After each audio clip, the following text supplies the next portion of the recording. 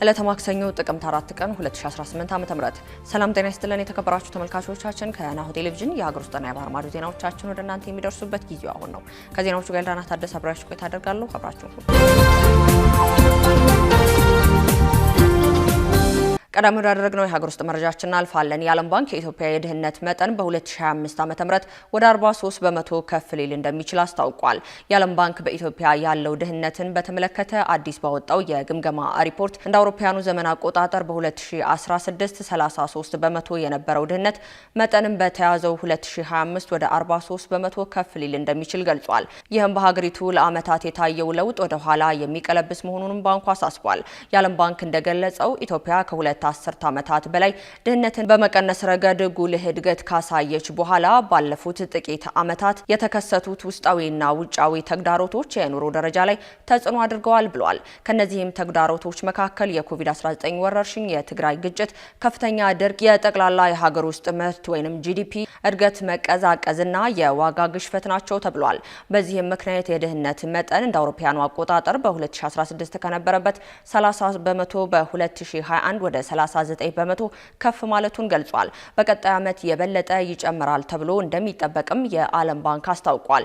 የዋጋ ግሽበቱ በከተማዋ ነዋሪዎች ላይ ከፍተኛ ተጽዕኖ ያሳደረ ሲሆን አብዛኛው የገጠር ቤተሰቦች ቢሆኑም ውስን በሆኑ የገበያ ተሳታፊዎች ምክንያት ከምግብ ዋጋ ጭማሬ ተጠቃሚ አለመሆናቸውም ገልጿል። በአዲስ አበባ ከተማ በዚህ ዓመት የሚጀመር አዲስ ኮሪደር ልማት እንደማይኖር ከንቲባ አዳነች አቤቤ ገለጹ።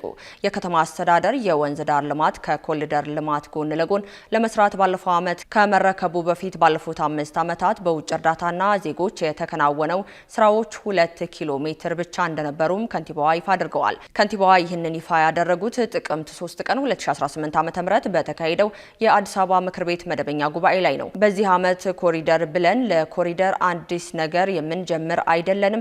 ጥናት አድርገናል፣ ቤቶችን እንገነባለን። በጥናታችን መሰረት ከህዝብ ጋር ቅድሚያ የሚሰጡባቸው ቦታዎችን ልናከናውን ያልናቸው ላይ ውይይት አድርገናል ሲሉም ከንቲባ አዳነች አቤቤ ለአዲስ አበባ ከተማ ምክር ቤት አባላት ተናግረዋል። የአዲስ አበባ ከተማ አስተዳደር የ2018 ዓ.ም ትልቅ ትኩረት የቤት ግንባታና የውሃ አቅርቦት መሆኑን ያመላከቱት ከንቲባዋ ለዚህም በሚል በጀት በከተማይቱ ምክር ቤት ባለፈው መደበኛ ጉባኤ ላይ ማጽደቁን አስታውሰዋል። የአዲስ አበባ ከተማ ምክር ቤት ባለፈው ሐምሌ ወር መጀመሪያ ላይ ካጸደቃቸው በጀቶች ውስጥ ለቤት ልማት ዘርፍ የተመደበ 24.66 ቢሊዮን ብር ነው። በአዲስ አበባ ከተማ የዘንድሮ በጀት ከዘርፉ ሁሉ ከፍተኛ የገንዘብ መጠን የተመደበለት የመንገድ ልማት ዘርፍ ነው። በዘርፉም 31.49 ቢሊዮን ብር ተበጅቷልም ነው የተባለው። የከተማይቱ አስተዳደር ዘንድሮ በሚገነቡ መንገዶች የኮሪደር ልማት ስታንዳርድ እንደሚገነቡ ከንቲባ አዳነች አቤቤ ገልጸዋል። ተማሪዎች በመረጡበት ዩኒቨርሲቲ መማር እንደሚጀምሩ የትምህርት ሚኒስቴር አስታወቀ። በሚቀጥሉት ዓመታት ተማሪዎች በመረጡበት ዩኒቨርሲቲ መማር እንደሚጀምሩ የትምህርት ሚኒስቴሩ ፕሮፌሰር ብርሃኑ ነጋ ገልጸዋል። በዚህም በተማሪዎች መምረጥ ያልቻላቸው ዩኒቨርሲቲዎች ለሌሎች አገልግሎቶች ሊውሉ ይችላሉም ሲሉ አስጠንቅቀዋል። በተማሪዎች ለማይመረጡ ዩኒቨርሲቲዎች እንደ መንግስት በቢሊዮን የሚቆጠር በጀት መስጠት ተገቢ አይደለም ያሉት ሚኒስቴሩ እንደ ከዚህ ቀደሙ አንድ ዩኒቨርሲቲ ተከፍቶ በዚሁ ይቀጥላል የሚባል አሰራር አይኖርም ሲሉም ገልጸዋል። በመሆኑም ዩኒቨርሲቲዎች ለራሳቸው ሲሉ የመማር ማስተማር ስርዓታቸውን ጥራት ያለው እንዲሆን መስራት እንደሚጠበቅባቸውም አሳስበዋል።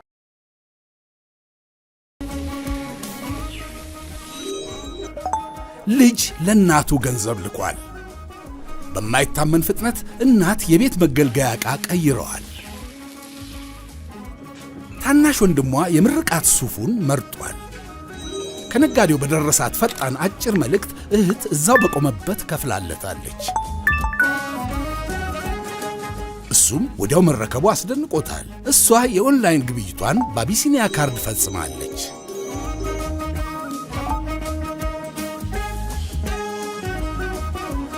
ትዕዛዟ ወዲያው ደርሶላት ተቀብላለች። እሱ ማረፊያ ሆቴሉን ሳይዝ ቢደርስም አቢሲኒያ ካርድ ላይ ያለውን ቁጥር በመላክ ብቻ በፍጥነት ሆቴሉን መያዝ ችሏል። በፈጣኑ የአቢሲኒያ ባንክ የሐዋላና ኢኮሜርስ አገልግሎት ገንዘብ መላክ፣ ክፍያ መፈጸምም ሆነ ኦንላይን መገበያየት ሁሉም ይቻላል። አቢሲኒያ የሁሉም ምርጫ።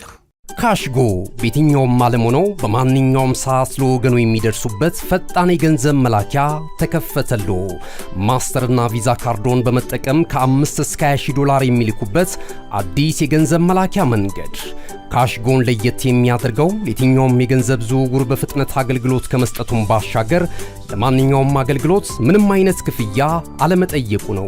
በአገራችን ታሪክ ገንዘብን ከውጪ ወደ ሀገር ቤት በማስተላለፍ በመተግበሪያ መልክ አገልግሎት መስጠት የጀመረው የመጀመሪያው ሀገር በቀል የገንዘብ መላኪያ ዘዴ ካሽጎ ከ4500 በላይ ባሉ የባንክ ቅርንጫፎች አገልግሎት እየሰጠ ይገኛል። ገንዘቦን በሰኮንዶች ልዩነት ውስጥ ይፈልጉ በአካውንቶ ወይንም በእጆ ቆጥረው የሚወስዱበት ልዩ ዘዴ። በቅርቡ ሁሉንም ኢትዮጵያዊ ባለቤት ለማድረግ ጉዞ የጀመረው ካሽጎ ዛሬውኑ መተግበሪያውን በስልኮ ላይ በመጫን የአገልግሎቱ ተጠቃሚ ሆኑ። ፍጥነት መለያችን፣ ኢትዮጵያን መክፈቻችን፣ ካሽጎ ነው መላኪያችን። ካሽጎ የአዲሱ ትውልድ ብራንድ። ቀጥለናል። ከውጭ ወዳገኘናቸው መረጃዎቻችን እናልፋለን። የዲሞክራሲ ሪፐብሊክ ኮንጎ እና የሩዋንዳ የሰላም ስምምነት እየተከበረ አይደለም ተባለ። የተባበሩት መንግስታት ድርጅት በዲሞክራሲ ሪፐብሊክ ኮንጎ እና በሩዋንዳ መካከል የተደረሰው የተኩስ አቁም ስምምነት እየተተገበረ አይደለም ብሏል።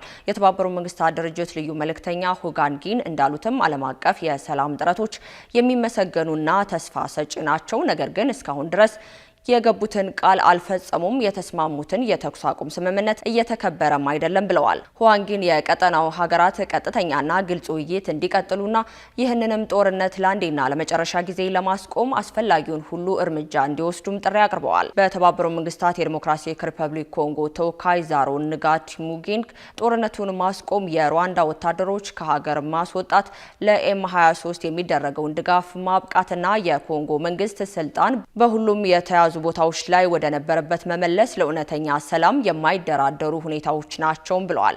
ጦርነትን ማስቆም፣ የሩዋንዳ ወታደሮችን ማስወጣት፣ ለኤም23 የሚደረገው ድጋፍ ማብቃትና የኮንጎ መንግስት ስልጣን በሁለቱም የተያዙ ቦታዎች ላይ መልሶ መቋቋም ለእውነተኛ ሰላም የማይደራደሩ ሁኔታዎች ናቸው ሲሉ ዚናርኮ ተናግረዋል።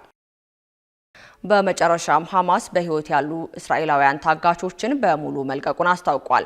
የእስራኤል መከላከያ ሚኒስቴር በህይወት ያሉ ታጋቾችን በሙሉ መቀላቀላቸውንም አስታውቋል። የእስራኤል ጦር ትናንት ማለዳ የጀመረውን 7 ታጋቾች ተረክቦ ቤተሰቦቻቸው ወደሚገኙበት ስፍራ እንደወሰዳቸውም ገልጿል። ከጥቂት ሰዓታት በኋላ ተጨማሪ 13 ታጋቾች ከቀይ መስቀል ተረክቦ ወደ እስራኤል መውሰዱን ሚኒስቴሩ አክሏል።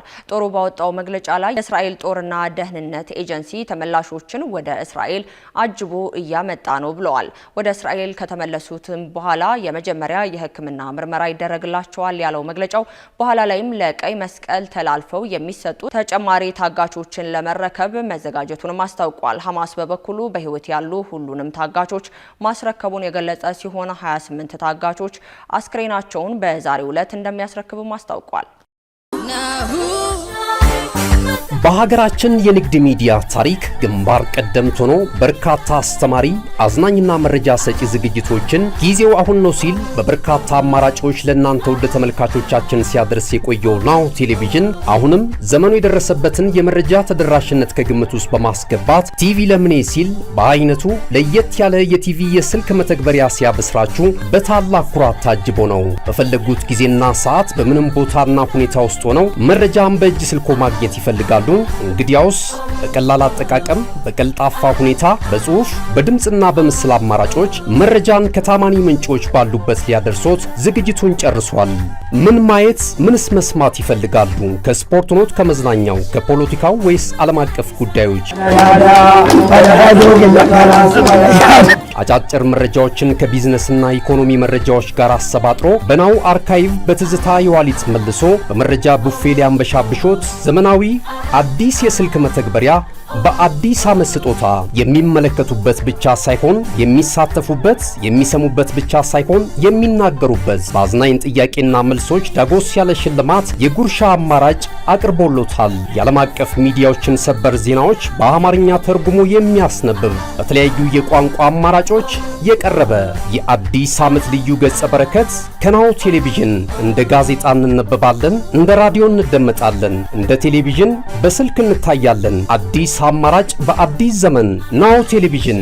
መረጃን ከምንጩ በቀላል አማራጭ በቀጥታ ስርጭት ወደ እናንተ የምናደርስበት ጊዜው አሁን ነው። ናሁ ቴሌቪዥን። መልካም አዲስ ዓመት።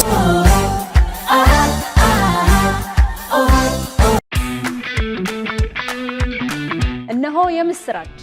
የ10 አየር መንገድ የበረራ ትኬት ለውድ ደንበኞቹ በተቀላጠፈና አስተማማኝ በሆነ መንገድ እያቀረበ ያለው። በዚህም በደንበኞቹ የተመሰገነው ጉዞጎ አሁን ደግሞ ተደራሽነቱን በማስፋት ተጨማሪ ባንኮችን በማካተት ለውድ ደንበኞቹ የበለጠ አስተማማኝ ለመሆን ችሏል።